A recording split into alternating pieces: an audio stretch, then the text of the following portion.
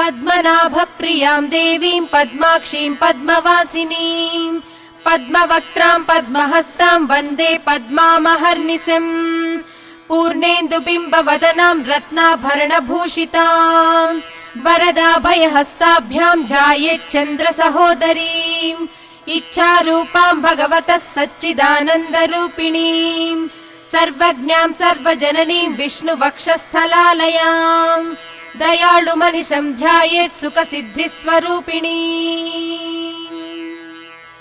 हरिः ओम्।